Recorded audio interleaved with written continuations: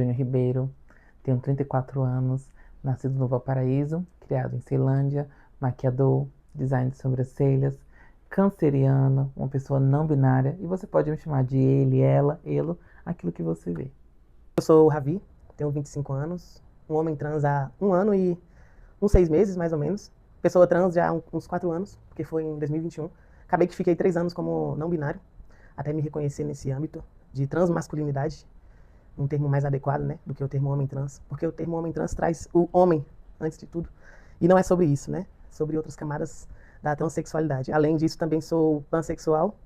Acredito que a gente é muito mais do que somos determinados quando nascemos, né? Ah, porque é de sexo tal, tem que usar tal cor, tem que agir assim. E tem que ser de tal maneira, senão não funciona. Também sou de religião de matriz africana e busco sempre encontrar minha espiritualidade. E quando eu digo espiritualidade, digo ancestralidade, né? A partir disso. Porque sem isso, não sou nada, né? Se não fosse por quem teve os meus para poder me ter agora. E acho que é isso, um resumo do que eu sou. Oi, gente. Eu sou Alexandre Rocha, tenho 31 anos, sou um homem cis, gay, sou psicólogo, psicanalista. Eu sou goiano, sou natural da cidade de Anápolis, mas atualmente eu resido em Samambaia, no DF. Sou pai de pet, sou pai de planta e pra galera dos signos, eu sou de Sagitário. É isso. Minha infância como uma criança LGBTQIA+, foi a típica infância de uma criança que é mais afeminada e que vive sofrendo essas microviolências ali, né? Nesse âmbito de você, né, na rua sofre nomes de viadinho, até porque eu fui uma criança muito afeminada, com trejeitos femininos e muito ligado também esse comparativo por ter um irmão que era masculino, né? Um menino masculino e o irmão, um menino mais afeminado. Então, ao mesmo tempo, muito acolhido por aquela rede de meninas, excluído do grupo de meninos e sofrendo esses vários tipos de preconceito dos pais, dessas crianças, mas ao mesmo tempo uma criança muito acolhida dentro de casa, né? Por já entenderem que eu tinha esse certo grau de diferença por ser uma criança mais feminina.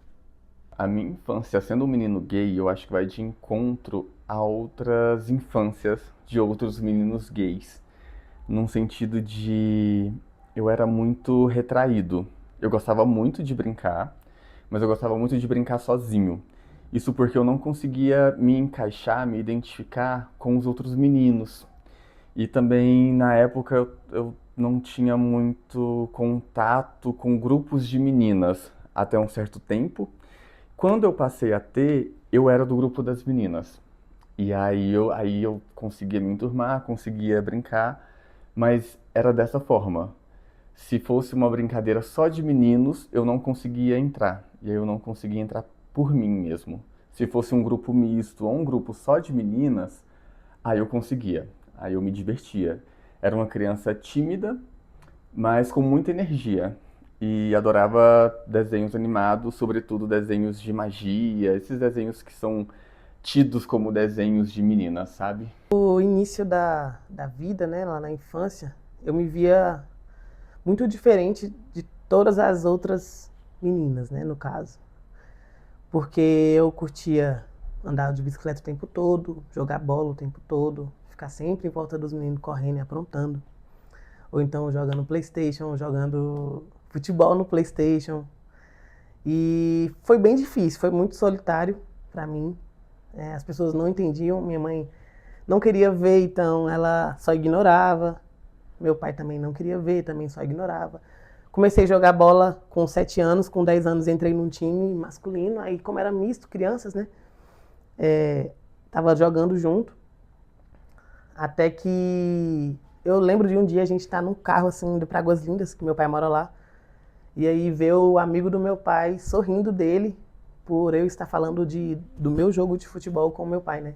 Por eu ser uma menina que jogava bola com 12 anos, no meio dos machos, né?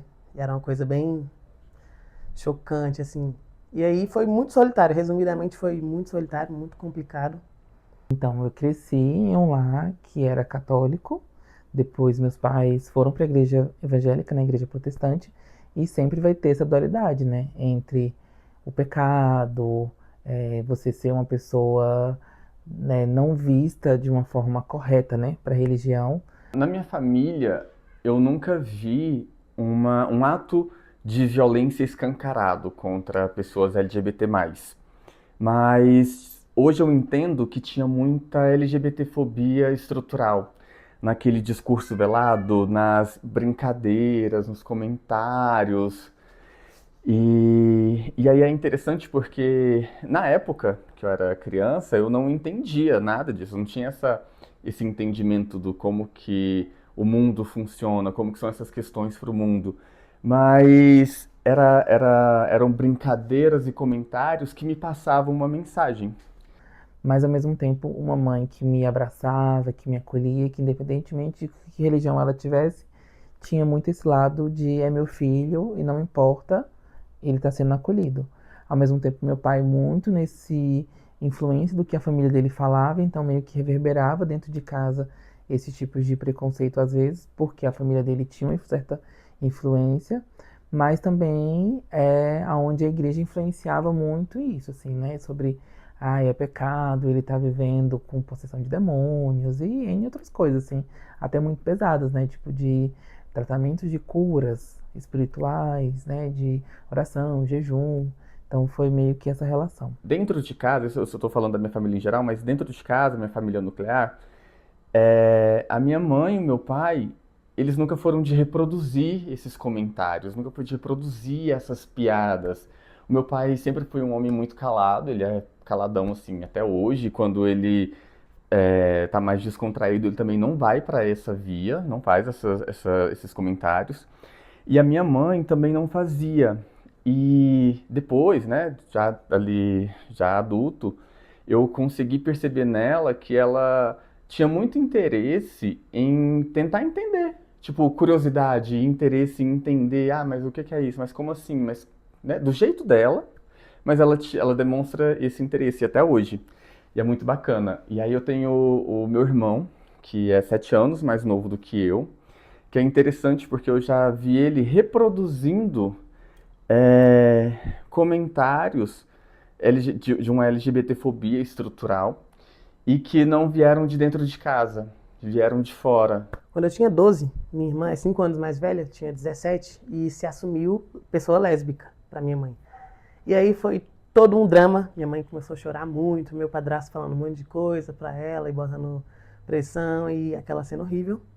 Antes de falar para a família sobre a sua orientação sexual, sobre sua identidade de gênero, a gente tem esse medo de e se essas pessoas aqui que me amam e que eu amo de volta e que eu preciso do amor dessas pessoas, e se essas pessoas deixarem de me amar, o que que eu vou fazer? Eu tive essa criação muito rígida, né? Não de tipo assim, agressão física, mas de não vamos falar sobre isso, fingir que não viu, ou então nunca falar sobre sentimentos. E aí então eu aprendi assim, aprendi a ignorar o que eu sentia, né? Até que me apaixonei e aí eu escondi essa relação que eu tive e as outras que vieram até eu fazer 18 anos. Quando eu fiz, eu falei para minha mãe, ainda falei por mensagem de texto, porque não tive coragem de falar pessoalmente, a gente não tinha essa comunicação aberta, como eu venho dizendo. E aí eu mandei um grande texto e ela disse, eu já sabia, tipo, não vai. E é isso, não tem o que fazer e tal, porque eu achei que ela ia me mandar embora de casa, né? Por isso que eu falei quando eu já tinha 18 anos que eu sabia que eu ia me virar e dar conta de tudo. Acho que o maior medo é o medo da rejeição, assim. E eu poderia ter rejeição do mundo inteiro, assim. Na minha cabeça tinha isso, assim. Eu poderia ser rejeitado pelo meu pai, pelos meus irmãos. Não foi isso que aconteceu, mas ter a rejeição da minha mãe, pra mim, ia ser algo muito impactante, assim. E aí, ao mesmo tempo, quando eu conto, né, e não ter essa rejeição dela, mas sim o apoio, pra mim, acho que facilitou muito nesse processo de me assumir e de enfrentar também tudo que aconteceu após, né, o processo de se assumir. A gente estava na mesa do jantar, lá na casa da minha mãe, um dia, era 18 de abril. E aí eu falei, então, gente, tem algo a dizer. Aproveitei que estava todo mundo sentado, né? E aí falei, na época eu disse, eu sou um homem trans e é isso que eu tinha para dizer. Aí minha mãe disse, mas o que que vai mudar? Você já se veste com roupas de homem e tudo mais, não vai mudar nada. Aí eu falei, vai mudar tudo, porque agora meu nome não é mais esse, agora meu nome é esse. Meu pronome não é ela, agora é ele. E quero que vocês tenham que acertar, tipo, é o mínimo. Mudar todos os artigos e as palavras não serão mais no feminino nunca. E além disso, eu vou tomar o hormônio, ainda estou pensando se eu vou tomar, quando eu estiver pronto, eu vou tomar o hormônio. E aí, o meu padrasto fez uma pergunta, tipo assim, e aí, vai colocar um pinto também? Tipo, a pergunta, né? A grande pergunta, né? Porque o que importa no mundo é se você tem pinto ou não. O resto não importa. E aí eu disse pra ele, olha, eu tenho 2 lá em casa, se você quiser ver, tá tudo certo. Porque eu acho que foi no nível, né? Foi a altura do tipo de pergunta dele. E foi assim, foi meio nada a ver, porque as pessoas não conseguem entender, pra eles é uma coisa muito nova. E pra nós é tipo expondo a cor da nossa alma e eles fazendo piada, mas hoje minha mãe acerta o pronome sempre, acerta o artigo sempre, é lindo de ver. Enfim, de vez em quando ela tá uma surpresa aí, fala um nome velho, mas ela corrige na hora e fica tudo certo. Foi um processo também, né, pra eu estar sempre corrigindo ali. Tem 1 ano, né, 1 ano e meio. Acho que tá de boa, porque ela me respeita, assim, de coração. Não é por forçar, né? É uma coisa que ela reconhece hoje. O meu padrasto, ele também respeita. Ele até aprendeu mais rápido do que ela. O meu pai, no caso, eu ainda não falei pra ele. Na verdade, desde 2017, assim, quando eu já tava ficando muito desfém e eu comentei com ele que queria ser barbeiro e tudo mais, ele me repreendeu totalmente, inclusive pensando nisso atualmente, porque mesmo que ele não aceite, é uma coisa que eu preciso botar pra fora pra ele, independente de como ele vai reagir. Então, na escola eu era uma criança muito acanhada, eu era muito tímido, apesar de sempre ter sido uma criança com muita energia. Eu tinha muita energia para brincar, tinha muita energia para investir, para criar, mas na escola eu era uma criança contida. E eu acho que esse é um bom adjetivo, contido, porque era assim que eu me sentia o tempo inteiro. Tinha muita energia para colocar para fora, mas evitava colocar para fora, porque se eu colocasse para fora, talvez eu seria visto, e ser visto não era um resultado muito bom, sendo um garoto gay na minha escola. Eu acho que foi um período muito traumático, porque eu acho que é onde a gente sofre as maiores violências, sendo uma pessoa dentro da sigla. Porque é nossas primeiras experiências fora daquele âmbito de casa, né? É um ambiente onde você está longe dos seus irmãos que te protegem, da sua mãe que te protege, do seu pai. E aí você vai conviver com pessoas da sua faixa etária, mas que têm criações diferentes, que têm influências de pais, né? De talvez já de famílias preconceituosas, tal, que vão replicar aquilo ali. A vivência da escola se resume em sentimento de aperto, de ansiedade, de angústia, assim, de estar pressionado. Não no sentido de notas e tal, porque eu era um bom aluno, sempre fui. Não era 10, mas também não reprovava nunca. Mas no sentido de ser, né? De expressão. Então, meu período de escola, eu sofri muito preconceito por ser uma pessoa afeminada, pelos trejeitos, pelo jeito que eu me comportava, mas ainda encontrando uma certa proteção de alguns professores, assim, que entendiam que eu precisava ser acolhido naquele lugar.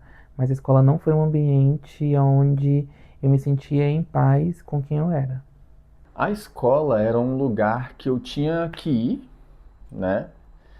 E que lá eu tinha alguns amigos, e muito poucos, e que em alguns momentos eu conseguia me divertir. Mas também ir para a escola era um local que por muitas vezes me deixava apreensivo, porque às vezes eu não sabia o que eu ia encontrar lá. Eu sabia que poderia ter diversão, mas eu também sabia que poderia ter algo não tão bom lá, sabe? Eu meio que me escondia perto de pessoas que eu sabia que teriam proteção. Então, sempre no grupo de meninas, sempre envolvido nos grupos de arte, porque dentro da arte sempre existe um lugar de acolhimento. Mas conforme eu fui crescendo, você precisa, por exemplo, jogar bola porque aquela matéria daquele ano vai trabalhar futebol. E aí, ao mesmo tempo, você começa a sofrer certas violências porque você não é hábil para aquilo ali. Eu não sabia que eu era um garoto gay na época da escola. Eu não tinha esse parâmetro.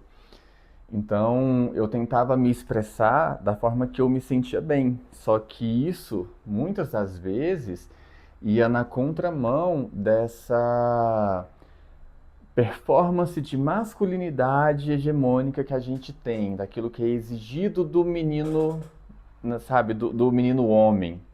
E aí, é, era uma questão porque isso se tornava um problema para mim. Isso se tornava um problema para mim, como um garoto gay, para outros garotos gays. Provavelmente também era um problema para meninas lésbicas, para outras crianças trans, né? Eu sempre tentei performar feminilidade, eu me esforçava muito, mas eu nunca consegui, nunca consegui. E aí foi bem complicado, assim, muito, porque eu tava tentando ser o que eu não era, por sentimento de culpa, de que alguém ia dizer algo. E mas eu sempre fui masculino mesmo, sempre. Independente de me esforçar muito, não conseguia. Ao mesmo tempo, eu descubro dentro dessa arte um personagem que era dançar hip hop. Então, roupas folgadas, trejeitos mais masculinos, porque era a forma de me blindar. Eu poderia ainda continuar dançando na escola, mas ao mesmo tempo eu não sofria tanto preconceito. E os personagens que a gente acaba criando, né? De namorar meninas, de começar a meio que performar uma masculinidade ali dentro daquilo que eu achava que era muito masculino, para poder me tornar menos visível e menos alvo daquele tipo de preconceito. Eu acho que a escola era um espaço que não me permitia. E aí a escola como um espaço formado por todos que ali estão, por professores, por equipe da limpeza, da cantina, da portaria, por outros, pelos próprios alunos. E aí eu me expressava muito a partir das roupas, a partir do meu cabelo, do meu estilo, assim, conseguia mostrar mais o que eu era, mesmo que eu tentasse me esconder nessa feminilidade falsa. Porque ao mesmo tempo que eu me sentia interditado por ter o medo, né, do preconceito, do que eu vivia ali dessas violências, né, de outros meninos, até de outras meninas também, pelo fato de ser uma criança mais afeminada, um adolescente mais afeminado, mas ao mesmo tempo, as escolas que eu estudei, eu também encontrei muita gente que me acolhia e que me admirava.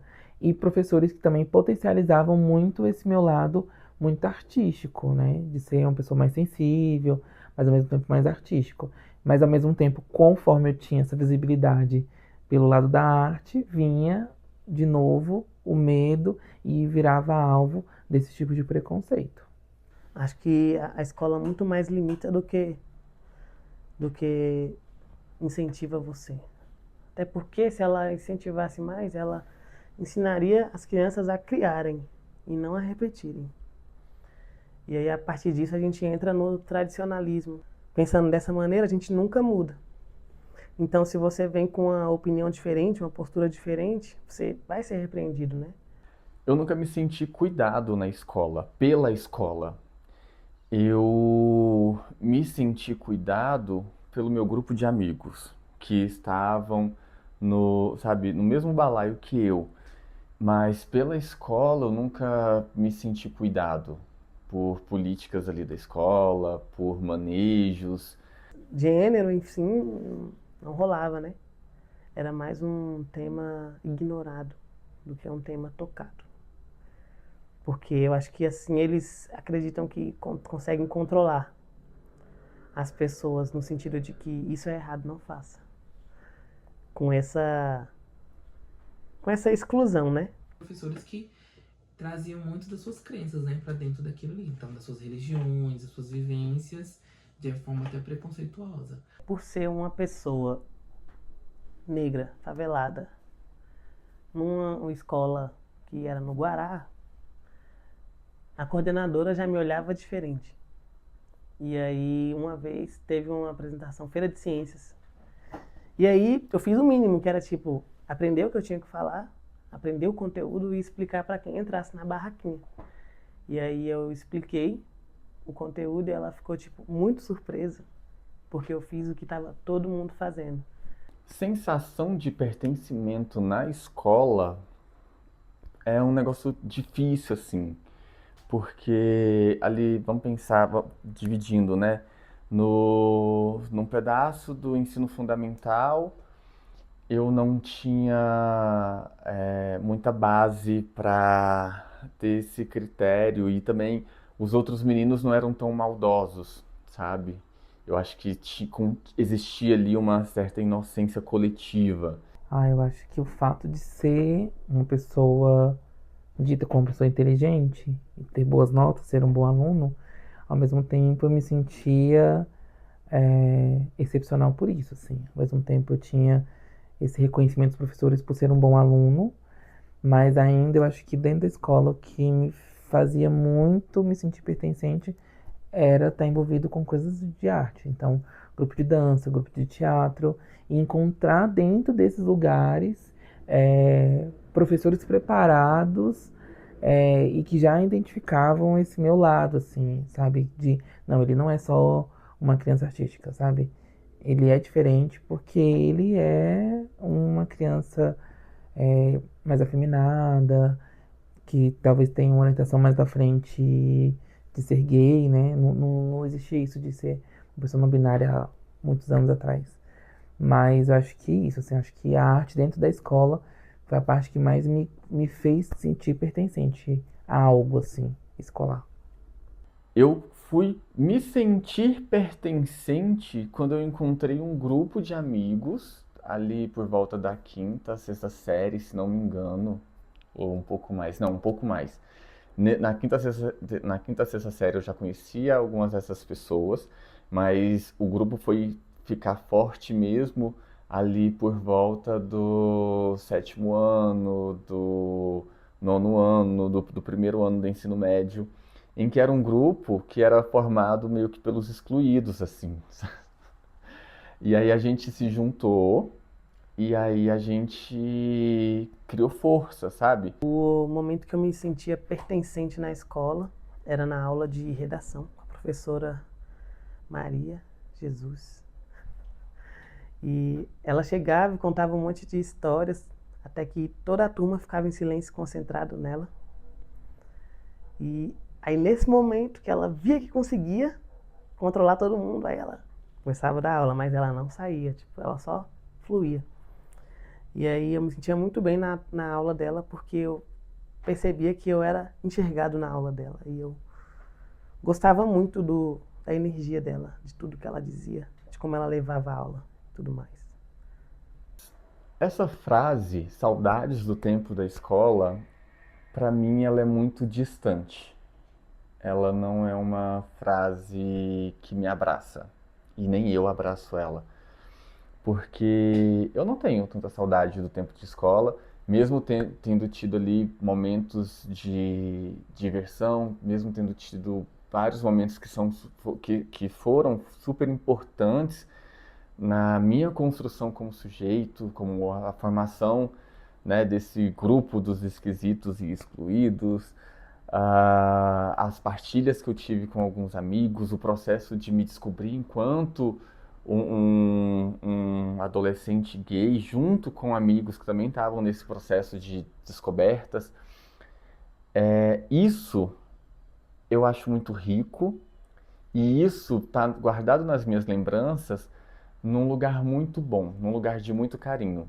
Mas definitivamente eu não tenho saudades do tempo da escola. Olha, eu tenho saudade de coisas específicas, de algumas amizades. Mas eu acho que a cabeça é muito do canceriano também, né? Que é esse lado muito do... Ai, sou saudoso. Tenho saudade de alguns professores, de eventos que eu participava. Mas se eu for pra esse lado, vem essas lembranças, né? Do que eu sofri de preconceito, desses medos que eu tinha, dessas microviolências e que elas foram aumentando e se tornando grandes violências conforme eu também fui crescendo e fui me assumindo perante esse ambiente escolar. Mentira, né? Que não tenho saudade. Foi difícil demais. Só de fazer essa entrevista aqui já tá sendo doloroso. Imagina estar lá vivendo todo dia. Era foda. Então, é mentira. Não tem saudade nenhuma. Olha, na construção do meu eu, o período de escola eu posso citar ele com contribuição positiva e negativa. Negativa, muito desse lugar onde eu tive que me conter muito. Eu tinha muita coisa para colocar para fora e eu não pude colocar. Eu costumo dizer, e é uma coisa muito real, eu queria muito ser um gay mais afeminado, mas eu aprendi a não ser um gay afeminado. E eu acho que, assim, ser mais afeminado era uma das coisas que eu queria colocar para fora naquele tempo e não pude, eu tive que conter. Já uma coisa positiva foi a construção de um eu forte junto com os meus. Acho que eu entendi que, por mais que eu estivesse dentro de um lugar, tinha que ser eu por mim mesmo, sabe? Tudo que eu fosse fazer tinha que ser por mim. E não importava o que as pessoas pensassem de mim. Eu tinha que primeiro me amar, eu tinha que me respeitar, eu tinha que me incentivar, eu tinha que me colocar nesse lugar de destaque por mim. Então acho que eu trago isso pra minha vida hoje. A escola sendo esse local de treinamento para sociedade, para você ir para a sociedade, trabalhar e viver, ela me trouxe o ensinamento de que eu sei ficar sozinho e que eu vou conseguir fazer tudo sozinho. Não tô falando que é bom, porque não é, mas foi isso que eu aprendi. E aí, até hoje, assim, tá sendo muito difícil quebrar esse padrão. Difícil essa pergunta. Dar um nome. Eu acho que necessário. Acho que seria assim que eu definiria. Porque eu não vou ser injusto de dizer que foi um período, foi algo que só me trouxe coisas ruins, porque não foi. Mas eu também não vou ser injusto em dizer que foi algo muito bom, porque também não foi. Não foi. Eu acho que foi algo necessário. Acho que superação. Por quê? Porque eu acho que ali é onde você tem as suas primeiras experiências. E eu acho que eu chegar à idade que eu tenho hoje e mesmo ter sofrido o que eu sofri ali, porque não foi de um dia, foram de anos. E ter a cabeça que eu tenho hoje, sabe? De entender que esse lugar também é um passado, sabe? E que eu posso continuar e que isso pra mim não é uma dor que vai me trazer medo, insegurança, mas é um lugar que eu sei que eu passei e eu superei. Então também me traz esse lugar que eu também posso superar outras coisas que vierem aí pela frente.